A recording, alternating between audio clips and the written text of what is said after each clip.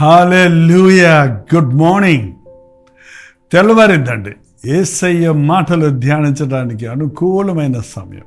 ప్రతి ఉదయం ఆనుదిన ధ్యానం ఏదో తీసుకొని వస్తున్నాను. ఒక చిన్న ప్రార్థనతో ఈరోజు వాక్యాన్ని ధ్యానిద్దాం. ప్రార్థన. పరిశుద్ధుడా, నీకు వందనములయ్యా. గత 9 నెలలు మమ్మల్ని కాపాడి 10వ నెలలోనికి ప్రవేశపెట్టావు. ఎప్పటికప్పుడు నాయన నిన్ను స్తుతిస్తూ అనుదినము ఆయనకు నూతనముగా వాత్సల్యత పుట్టుచున్నదని గ్రహించి ఈ దినము కొరకు, ఈ మాసము కొరకు, మా బ్రతుకు దినములన్నిటి కొరకు నీవు సిద్ధపరిచిన కంటికి కనబడని, చెవికి వినబడని, హృదయమునకు గోచరము కాని కార్యాలను గ్రహించుకొనుటకు, నీ యందు ఆనందించుటకు మాకు సహాయం చేయమని క్రీస్తు నామములో అడుగుచున్నాము తండ్రి. ఆమేన్. అక్టోబర్ నెల వచ్చేసిందండి. ఇంకొక 2 నెలలు మన మధ్య ఉన్నాయేమో. ఈ నెల కాక కదండి, నవంబర్, డిసెంబర్ అంటే 1 సంవత్సరం అయిపోతుంది. మనం ఈ దినం ఒక తీర్మానం చేసుకోవాలి. ఈ 1వ తారీఖు అంటే నెల మొదటి దినం కదా, చాలామందికి సంతోషంగా ఉంటుంది. ఎందుకంటే ఉద్యోగస్తులకు జీతాలు వస్తాయి, పేమెంట్స్ వస్తాయి. భలే సంతోషంగా ఉంటుందంట. కొంతమందికి 1-2 తారీఖులు వస్తాయి. ఆ సంతోషం 5-6 తారీఖుల్లోనే అయిపోతుంది. ఏంటండి, మన జీతము, మన సంపాదన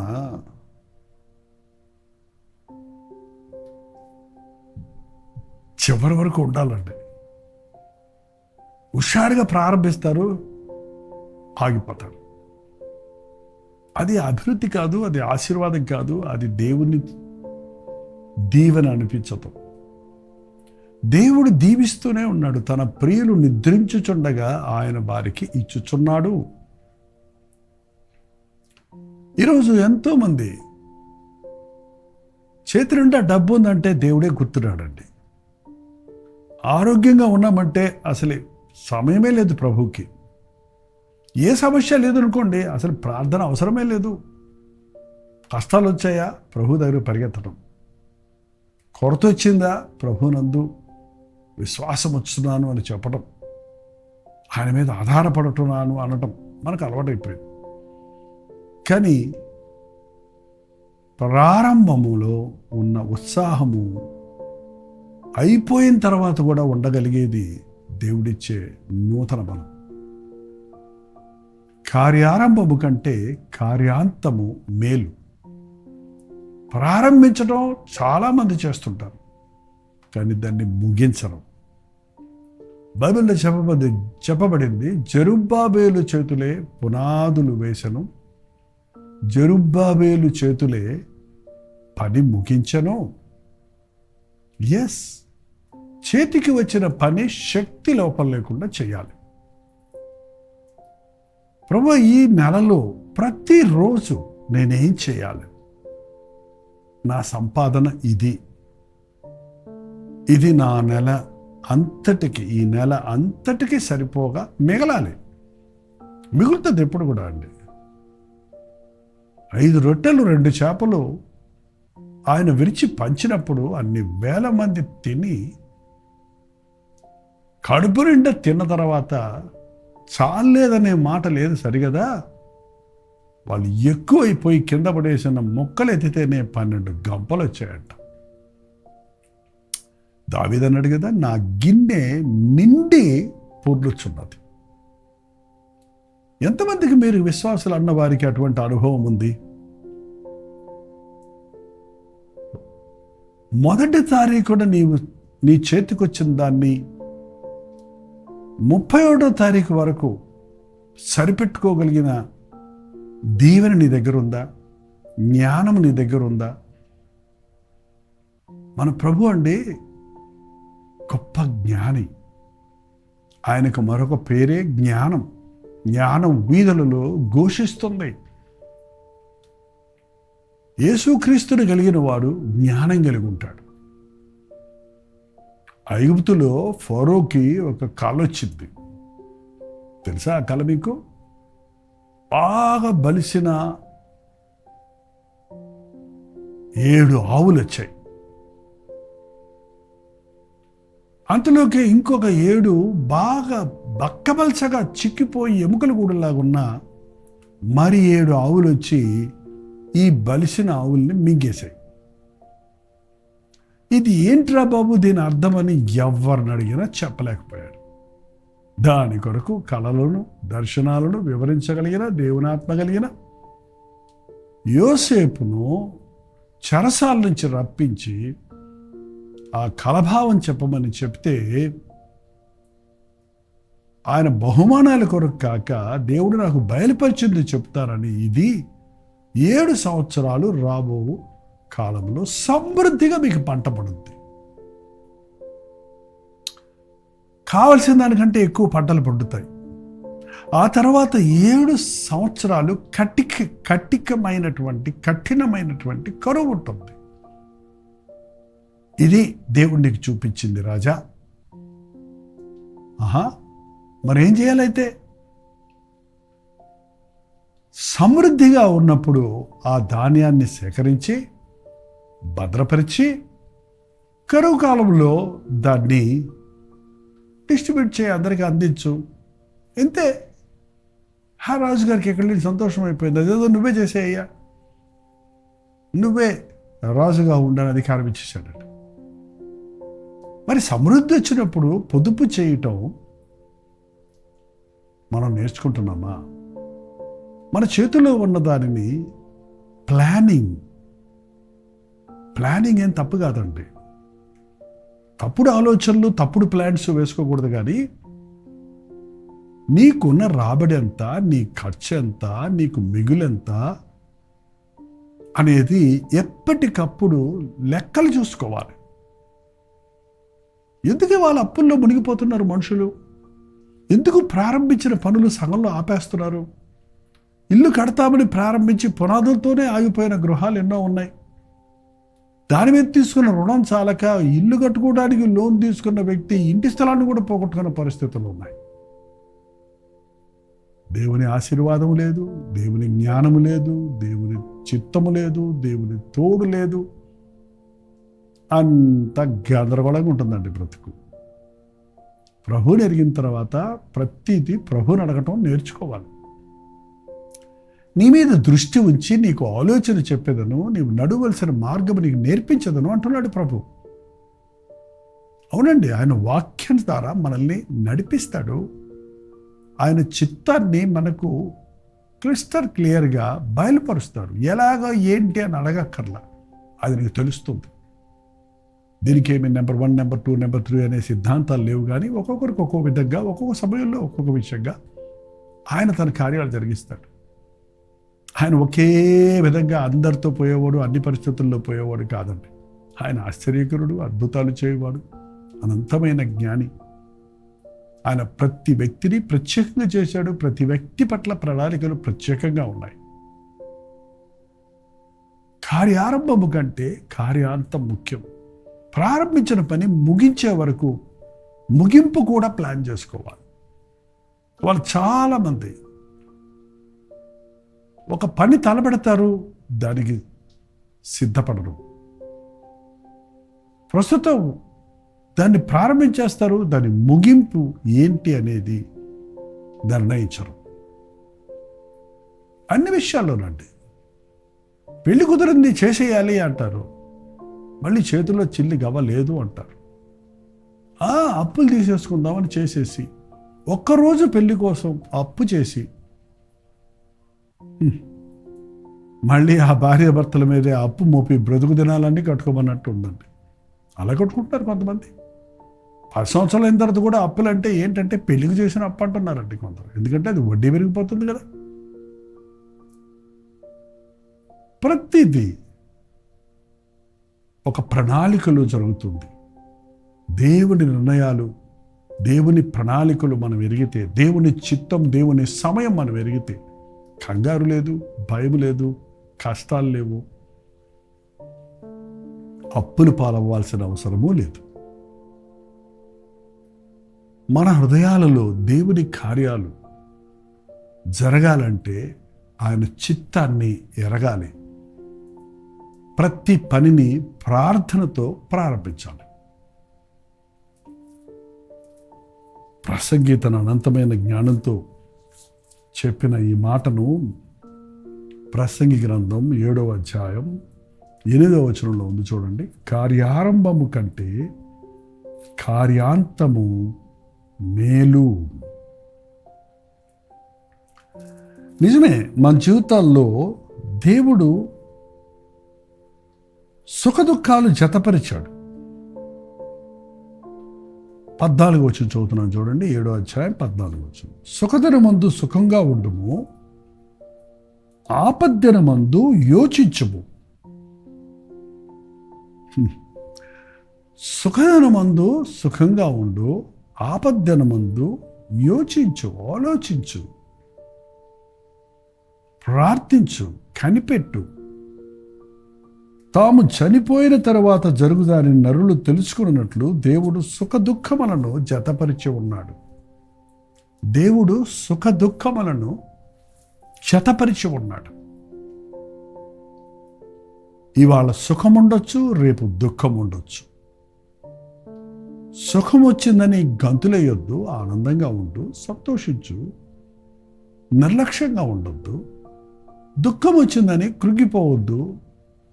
రాత్రి వచ్చిందంటే పగలు వస్తుంది. వాన కురుస్తాం మొదలుపెట్టిందంటే అది వెలుస్తుంది, ఆగుతుంది. ప్రశాంతత, మరలా సూర్యుడు కనబడతాడు. మన బ్రతుకుల్లో అనేక సార్లు ప్రతిరోజు ఒకలాగా ఉండదు. దాన్ని బట్టి మనం దిగులు పడిపోతూ కూర్చోవలసిన అవసరం లేదు. మనం ఎన్ని ప్లాన్లు వేసుకున్నా దేవుని సహాయం లేకపోతే అవి నెరవేరవు.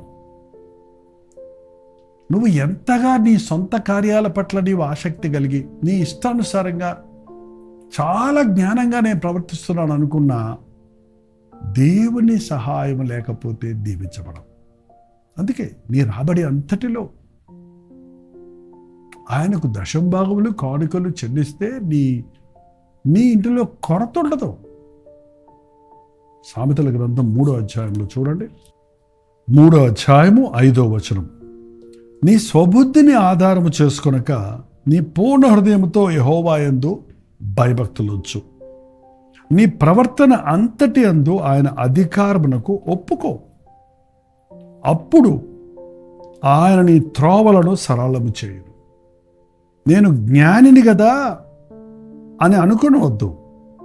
యెహోవా యందు భయభక్తులు కలిగి చెడుతనమును విడిచిపెట్టు.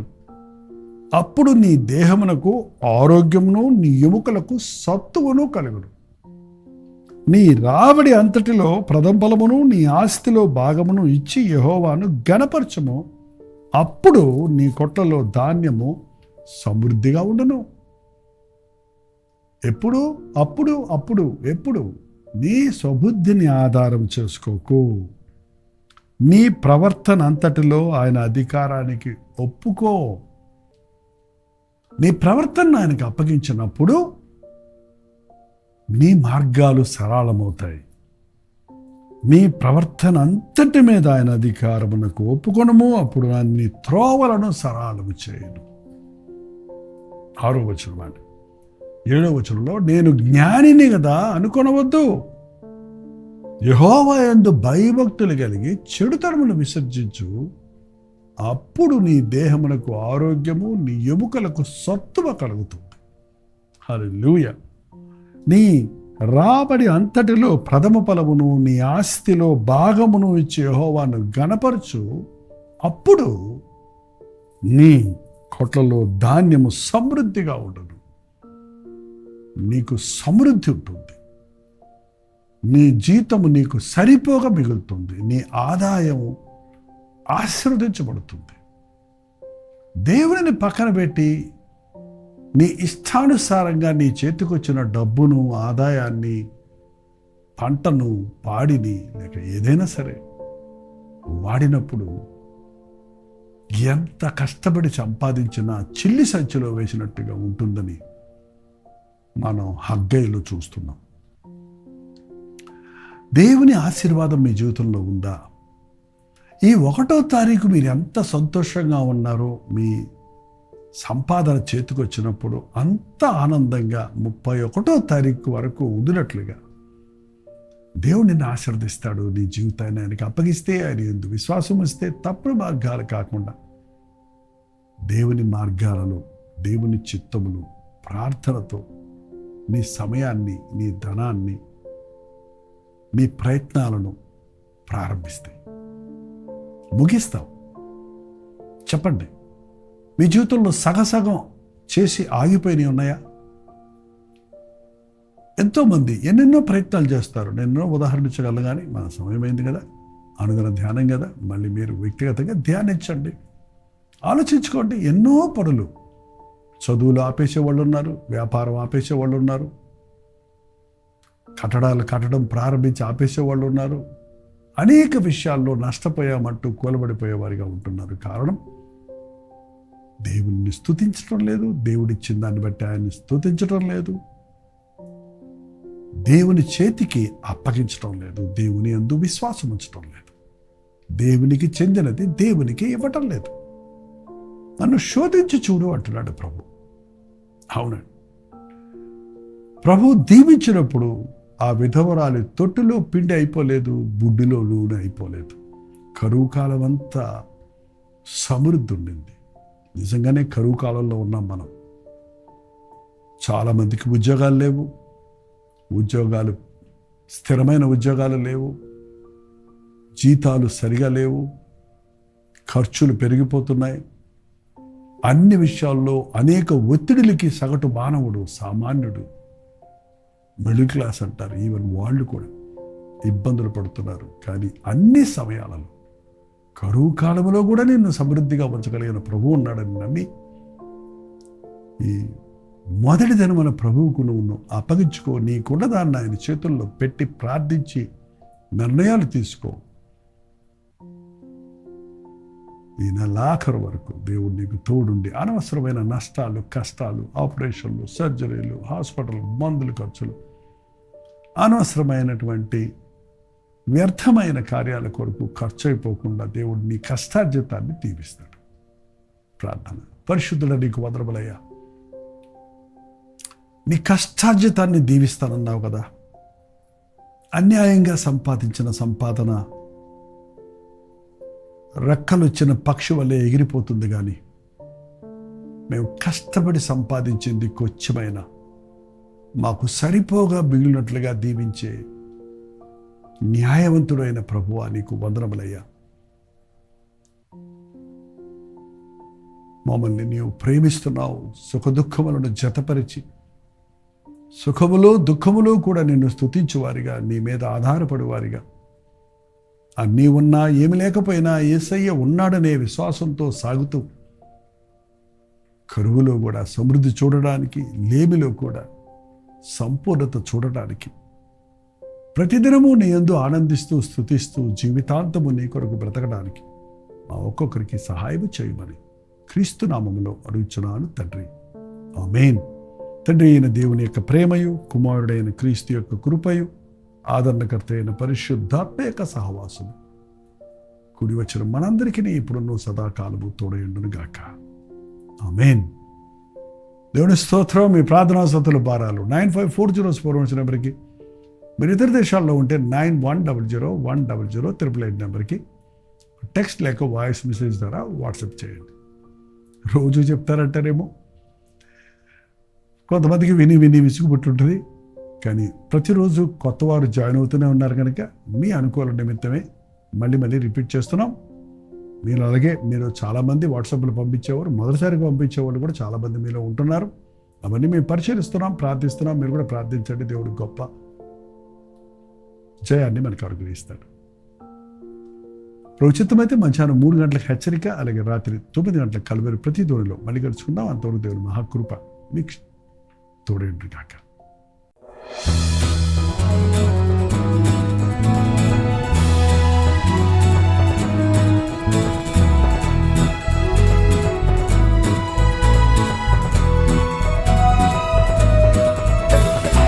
హల్లెలూయా. దుబాయ్, అబుదాబి, షార్జాలో ఉన్న వారికి, తెలుగు వారికి, తమిళ వారికి శుభవార్త. ఈ రోజుల్లో తెలుగు, తమిళ్, హిందీ, మలయాళం అనుదిన ధ్యానాలు 4 భాషల్లో ప్రతిరోజు వినిపిస్తున్నాం. మీలో అనేకులు దుబాయ్, అబుదాబి, షార్జాలో ఉన్నవారు, తెలుగువారు, మరి ఇతర భాషల వారు కూడా ఈ అనుదిన ధ్యానాలు విని దీవించబడుతున్నామని వాట్సాప్ల ద్వారా తెలియజేస్తున్నారు. మీలో కొందరు జూమ్లోకి వచ్చి మాట్లాడుతున్నారు. మిమ్మల్ని నేరుగా ముఖాముఖిగా చూసి మీ కొరకు ప్రత్యేకంగా ప్రార్థించాలని, మిమ్మల్ని ఆధ్యాత్మికంగా బలపరచాలని దుబాయ్ వస్తున్నాం. ప్రభు చిత్తమైతే అక్టోబర్ 18వ తారీఖు దుబాయ్లో ఒక్క మీటింగ్, 1 డే అనలేము, ఒక గెట్ టుగెదర్ ఏర్పాటు చేస్తున్నాం. రండి, పాల్గొనండి, ఉజ్జీవించబడండి. వ్యక్తిగతంగా మిమ్మల్ని చూడటానికి, ప్రార్థించడానికి అవకాశాన్ని కలుగజేయండి. మీరు ఏ చర్చి వారైనా, ఏ డినామినేషన్ వారైనా, సోషల్ మీడియా ద్వారా వాక్యం వింటున్న వారైనా, ఇంతకు ముందే మీరు నన్ను ఎరిగిన వారైనా, మేము అందరినీ ప్రేమతో ఆహ్వానిస్తున్నాం. దయచేసి గమనించండి, మిమ్మల్ని ఆధ్యాత్మికంగా బలపరచాలనే ఏక ఉద్దేశంతో మాత్రమే దుబాయ్ వస్తున్నాం. సంఘం పెట్టాలనో, మిమ్మల్ని కలవరపరచాలనో కాదు. కాబట్టి దైవజనులు, పాస్టర్లు మీరందరూ నాకు తెలుసు. మీరు కూడా, మిమ్మల్ని కూడా ప్రేమతో ఆహ్వానిస్తున్నాం. రండి, మనందరం కలిసి మన దేవుని నామాన్ని మహిమపరుద్దాం. ఈ అంచెదినాల్లో ఉన్నాం. ఏక హృదయంతో ప్రార్థించి దేవుని నామాన్ని ఈ దేశాలలో మహిమపరచినట్లుగా ఆయన యుద్ధ నుండి గొప్ప కార్యాల కొరకు ఎదురు చూద్దాం. చిరునామా గమనించండి. Pakistan association hall, street number 11B, Oud Metha road, Bur Dubai, Dubai. ఇంకా విషయమే మీకు వివరాలు కావాలంటే ఈ కింద ఉన్నటువంటి ఫోన్ నెంబర్కి మీరు కాంటాక్ట్ చేయండి, లేదా SMS పెట్టండి, ఈమెయిల్ చేయండి, లేక వాట్సాప్ చేయండి. కనిపెట్టి మళ్ళీ ప్రయత్నించండి. తప్పకుండా మీ ఫోన్ ఎత్తి మీకు అడ్రస్ వివరాలు తెలియజేస్తారు. అలాగే లింక్ పంపించడానికి మీరు సహకరించబడతారు. తప్పకుండా రండి. ఒక్క మీటింగ్ కోసం ఎంతో ప్రయాసపడి మీకోసం ఆధ్యాత్మికంగా మిమ్మల్ని బలపరచడం కోసం ప్రభు చిత్తంలో, ప్రభు ఇచ్చిన ప్రేరేపణ బట్టి చెన్నై నుంచి దుబాయ్ వస్తున్నాం. అక్టోబర్ 18వ తారీఖు సాయంత్రం 5 గంటల నుంచి గ్యాదర్ అవుతున్న ఈ గ్యాదరింగ్లో మొదటి నుంచి చివరి వరకు ఉండి ముఖాముఖిగా మిమ్మల్ని చూడటానికి, ప్రార్థించడానికి అవకాశాన్ని కలుగుతుంది. తప్పకొస్తారు కదా.